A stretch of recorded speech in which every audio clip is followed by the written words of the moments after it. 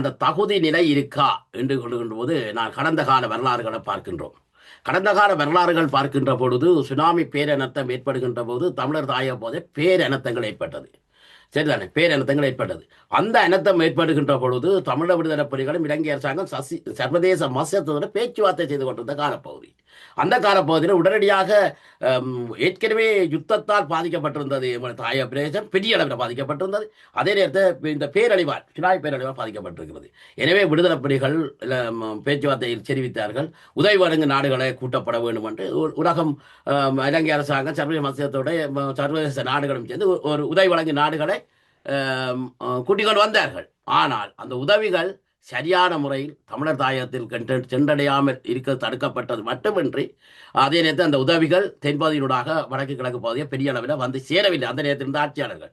ஆனால் அந்த பேச்சுவார்த்தை சர்வதேச மத்தியம் வைத்த அந்த நாடுகள் என்ன சொல்லும் என்றால், நீங்கள் நிலையான பொருளாதார வளர்ச்சியை அடைய வேண்டுமாக இருந்தால் நீங்கள் வடக்கு கிழக்கில் இருக்க தாயக மக்களுக்கு நிரந்தர அரசியல் தீர்வை நீங்கள் கொடுக்க வேண்டும். நிரந்தர அரசியல் தீர்வை கொடுக்க வேண்டும் என்று நீங்கள் நிலையான ஒரு பொருளாதார வளர்ச்சியை நீங்கள் இனி ஒரு நாள் கடந்து வந்தால் அடைய மாட்டீர்கள். உதாரணமாக நான் ஒன்று சொல்லுகின்றேன். இப்போது நீங்கள் பார்க்கின்ற பொழுது எமது தேசிய தலைவர் 2003ஆம் ஆண்டு ஒரு பேரனர்த்தம் ஒன்று தென் பகுதியிலே ஏற்பட்டது. ஒரு 5 மாவட்டத்தில், அதில் காலி, களுத்துறை, மற்ற மாத்தரை, ரத்தினபுரி இப்படியான பிரதேசத்தில் ஒரு 5 மாவட்டத்தில் வந்து பேரனர்த்தம் ஏற்பட்டது. அப்போதும் 200 பேர் கொல்லப்பட்டார்கள், 400 பேர் காணாமல் ஆக்கப்பட்டார்கள். நிறைய வீடுகள் அந்த நேரம் ஒரு 5000 வீடு முற்றாக அடிக்கப்பட்டது. லட்சக்கணக்கு 2 லட்சம் மக்கள்கிட்ட பாதிக்கப்பட்டிருந்தார்கள். பெரிய 5 லட்சம் மக்கள் பாதிக்கப்பட்டிருந்தார்கள். இப்போது நீங்க பார்ப்பீங்க 95,000 மக்கள் ஒரு இடத்தங்கள் முகாம்களை இப்போ தங்கியிருக்கிறோம். 950 முகாமில் தங்கி அப்படி அந்த பெரிய அளவில் பாடசாலையில் அங்கே தங்கியிருந்தவர்.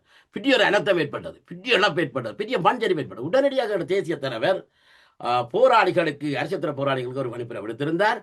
நீங்கள் நிவாரணங்களை திரட்டி, மக்கள்கிட்ட நிவாரணங்களை திரட்டி அங்கு நிவாரண பணியில் ஈடுபடுங்கள் என்று சொன்னார். 2003ஆம் ஆண்டு நல்ல பதிவு மே மாதம் அந்த பேரனர்த்தம் குடும்பத்திட்ட அனைத்து பத்திரிகைகளும் வந்தது. அன்று அணுகின்ற செல்லுகின்ற போது வவுனியா மாவட்ட அரசியல் துறை பொறுப்பாளராக இருந்த மதிப்புக்குரிய திரு எழிலன் அவர்களும், அதே நேரத்தில் அரசியல் துறை திரு அன்பரசன் அவர்களும் தலைமையில் அன்பரசன் அவர்களும் சேர்ந்து இன்னொரு போராளியும், அதை விட மக்கள் பிரதிநிதிகளமாக, மக்கள் பிரதிநிதிகள் சமூகத்தில் அறியப்பட்டவர்கள், யாழ்ப்பாணத்தில் இருந்து கனகலிங்கண்ண, முள்ளத்திலிருந்து கனகண்ண, இப்படி ஒவ்வொரு மன்னர் வவுனியான்னு சொல்லி செபஸ்டியான் திரு மன்னர் வந்து விழா பேரும் அந்த அணியா சென்றார்கள். விடுதலை புலி என்ற வாறு அப்படி அணியா சென்றது ஃபுல்லாக உணவு பொருட்களை திருடி. ஆனால் அங்கே போய் கடத்துறையில் போய் உணவுகளை கொடுக்க போய் பெரிய வெள்ளம்